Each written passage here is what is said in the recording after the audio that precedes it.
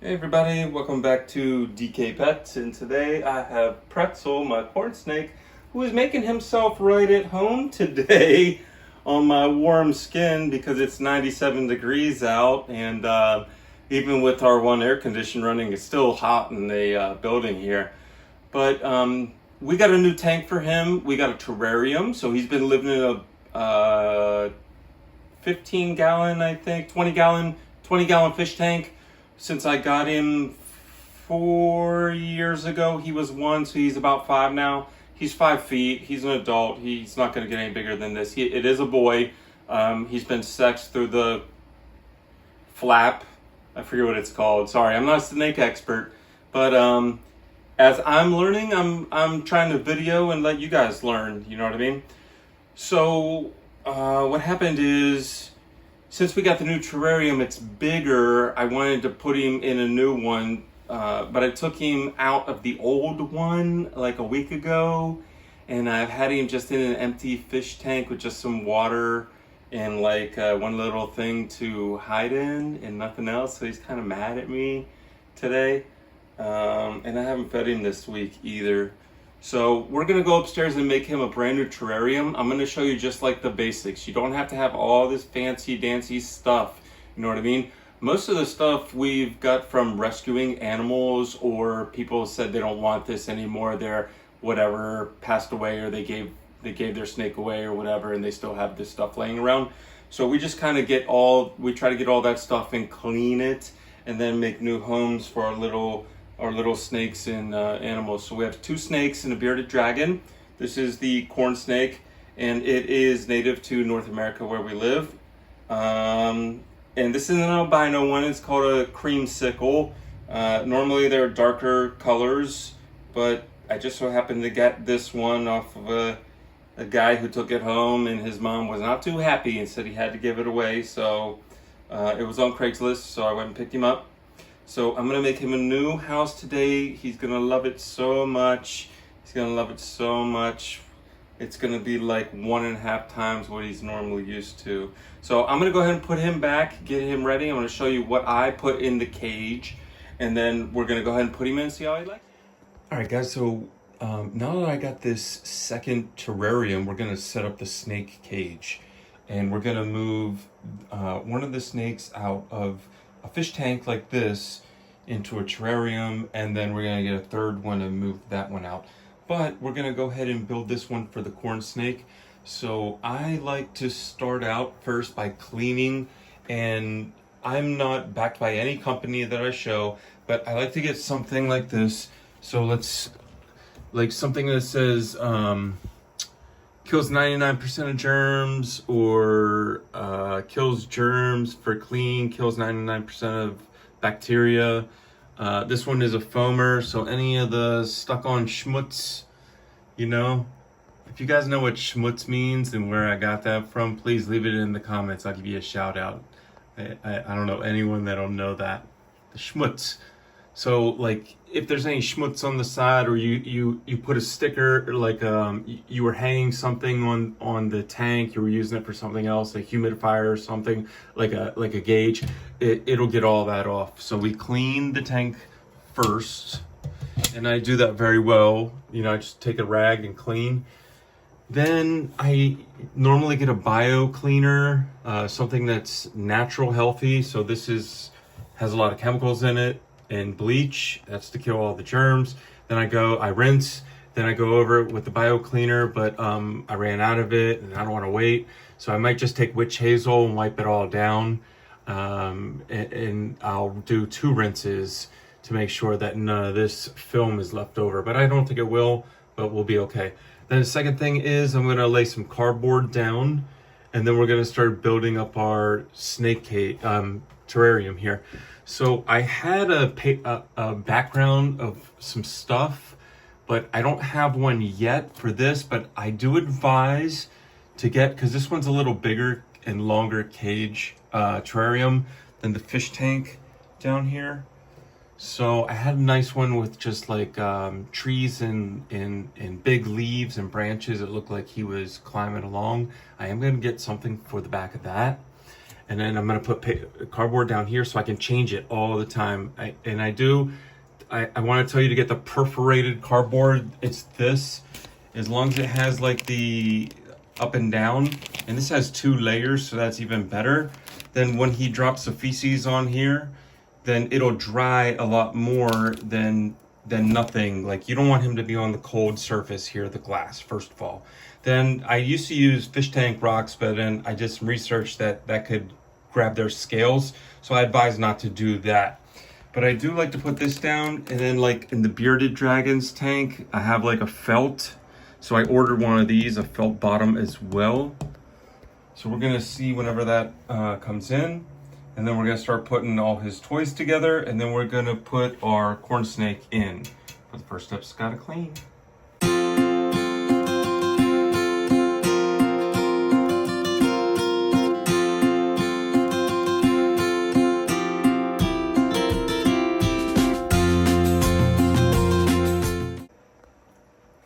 So before I go any farther, I do want to say that if you guys watched my video of how to put the bearded dragon tank together, this is the same piece of wood. I just stole it from Spike because I found this larger piece. So look at this piece now. So you see how big and heavy this piece is? I had to put his pool back there, but he went to the bathroom in it. So I'm cleaning it out today. But you like snake, the bearded dragon needs drinking water, so I just get them all the same one so that, you know, they're not jealous of each other. But this is nice and bigger and thicker for him because he's like a thicker, bigger, you know, like a chunkier creature. And then this one just kind of likes to go wispy around and get in all these little things and crawl around. So I'm gonna have his he's gonna sleep on this side. This is gonna be the cool side. He likes this thing to curl up in, and he feels protected, and he puts his little head on the thing here and looks out. Then I'll put his water here, so, you know, if he's in here chilling, he could just roll over here, get some water, go right back in. He doesn't have to travel the rest of the tank. Then this is the kind of jungle area, so you can put plants in with your snakes because they only eat meat, but you cannot put plants in with your bearded dragons because they eat mostly like greens. They eat mostly plants, so they get confused. Don't do that. When I rescued him, he had fake plants in there, and then he wouldn't eat the plants. I almost had to starve him for like 6 weeks to get him to eat, right, Spike? So in here you can put this kind of stuff that the snake likes to go through. So this is a corn snake. It's a North American normal. They're kind of like garter snakes and stuff. The corn snake, they go in the cornfields, so they like this kind of stuff. And then the heat lamp's gonna be over here, and then he can just kind of wrap through here. I mean, he's 5 feet long, but he's super skinny. So he can wrap around this or sit on this, put his head up, and then he can look straight up. And the heat lamp will be right here. And then I'm gonna use this aquarium light on a timer for his daily light, like I use Spike's UVB light as his daily light. So his heater light's not on because I've been leaving it 80 degrees in here now that I have a climate set up. So his heat light only comes on a little bit during the day, you know? So he's hiding anyway in his cool-off hole because it's humid in here. It's like 60% humidity and for the room. So I'm turning this into a complete reptile room, you know? And we only went with this because the felt is on order. You could put felt on, you could just use cardboard, because then I could just grab these couple of things out of here real quick and wash them off or wash them down. Or if they're clean, I could just grab them out, you know, like in 2 or 3 weeks when he goes a couple of times. You just open the door, scoop it, and go. But you'll see like a little stain on here. After a couple of stains, you just change the cardboard out. You don't have to go through and take a toothbrush and clean all of this like I do every 6 months. I take all this apart no matter what it is. No matter if he's gone to the bathroom on it or not, I take everything apart. I scrub it down with a toothbrush, put it all back together. So I'm going to put some water in for him because snakes need water. Please don't tell me you squirt water on the side of the tank and it drips down. He licks it. That's disgusting, you know. And then I think that's about it. And then we'll grab him. Okay, so now I got his whole cage done. I forgot to put the water in. I'm gonna try to see if he'll just slip in on his own and go for it and see if he likes it. There he is. He's already going in. So he's on the branch. I took it right from the bearded dragon and put it in here, even though I just made the bearded dragon cage yesterday. What are you grabbing on down there for? Don't grab on down there, buddy. Here, you can hold on to me. And I know it's clean and he's sprayed for mites and everything. Normally I would never advise anyone to do that, to transfer it for cross-contamination or whatever. But I've owned both pets for over a year now. And I know how to take care of them and everything else. But it is a bad habit. So even though you've had them for years, always watch. Oh, he's tightening up on me a little bit. Okay. Get a feel for it, buddy. Get a feel for it. You about to let go with your tail? You are definitely giving me a good handshake here. You know? Alright, there goes. You know what? I noticed whenever he gets mad, he will take this little tiniest tip of his tail and shake it like a rattlesnake and tap it against the floor. Or he'll tap it against something like the piece of wood or something and make this like this fake sound to warn predators away. I've never seen, I didn't know like garter snakes, corn snakes and that kind of stuff. I didn't know they did this, but he does it, so. Okay, he's going in a little faster. I think he's getting used to it. He's figuring it out. But yeah, that's just a little tip. Like if you hear some weird little tappy, watch the little corner of his tail, this little thing right here, and it'll whip. Oh, see, he's going in his block. I'll bring you in a minute. He loves this little block to hide in. He's used it for all these years. Let's get a little closer look. So there he is. Little tail is almost done, almost in. And then he's going in his little block in there now. So that's his little spot that he knows. So all four corners except for this one, so 3 corners plus the roof in the ground is all covered. So nothing can get to him, you know what I mean? So no predators could come. That's like a natural instinct for them. I don't see his face in there, but he's gonna start pulling his other, wait, I don't see it yet. Yeah, he's gonna start pulling his body in there, making a big circle. Then what he'll do is he'll chill in there for a little bit just to get a sense of the smell, the new place and stuff. There's his head. Let's see if we can get a.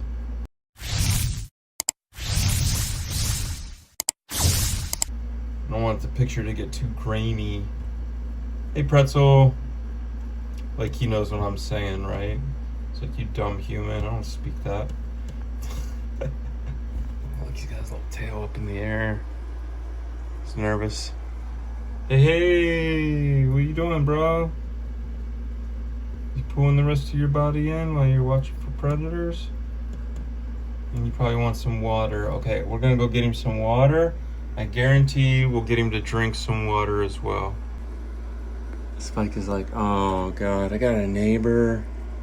You put that damn snake down there again, didn't you? I know what you're doing.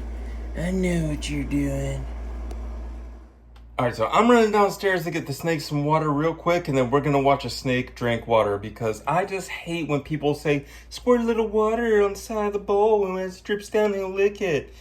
Dude, I wish I could put you in a room and squirt a little water on the wall and watch you lick it. Do not do that. That's snake abuse. And back to our program. So I think he's waiting for the water. He's waiting for it. He's waiting for the water. You want water, buddy? Watch this. He's such a smart snake. Hey, you want some water? So I splash a little bit so he can hear it. Look at that. Look at that. You see his muscles in his neck moving? He is drinking water. That is a snake drinking water. I tell people, look, his mouth is moving.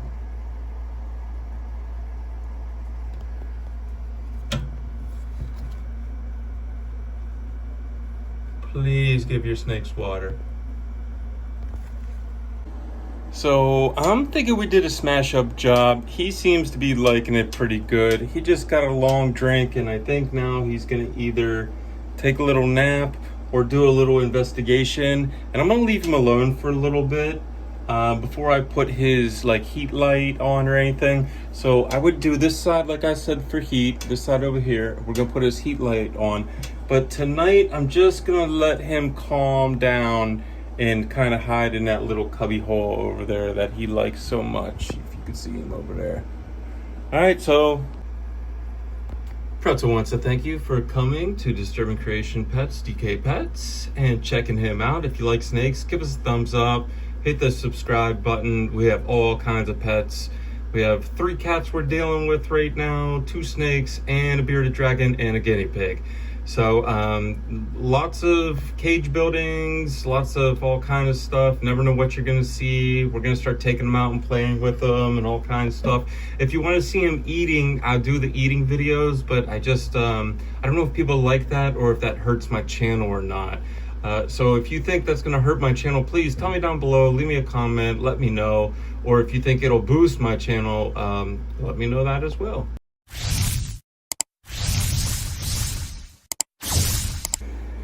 All right, so this is completely finished now. So you see his little head sticking out over there? Hey, buddy. So I got the another one of these, but it's like, it has a sticky, so I stuck it against the wall and I put it down close. So when he's curling around on his rock or he comes over to get water, he'll feel protected, you know, that he's under some shade, not out in the open. Then over here, I added a second rock because he's 5 foot, and this is getting small for him now. So, and I had this extra one.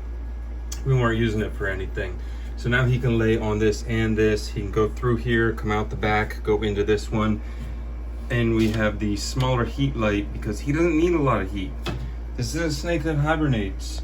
In the cold, if I turn the weather all the way down to like 40, 50 degrees, he would barely eat through the whole 3 months of winter, maybe just 2 mice, and barely move. But I keep it 80 degrees in this room all the time, so he never needs to hibernate. So this is a 35 watt. I stole it from Spike, and look at him giving me the side eye. But I gave him the 60, the big one. Now, he's more of a desert creature, so he'll appreciate the hot, and he's got the bigger, wider light. You see how big, wide the light is? So it'll cast a wider light for him because he likes it warmer. Where this is a North American snake, and he only wants it a little warm. So he'll come over here when he wants to chill, sleep, whatever. Then he'll make his way over here when he wants to get heat, and it'll be turned on by, I'm gonna put everything on timers down here. And that's it. And this is a happy snake. You know, you don't have to all fancy. I'm lucky that I got this cabinet, you know, from a friend. But people are giving these away on Craigslist and stuff all the time. You can get one of these, set it up, and then just wait. And God will put a creature in your life to help you to make that creature better. And that creature helps you because it gives you something to be nice and be buddies with, you know? All right, we'll see you later.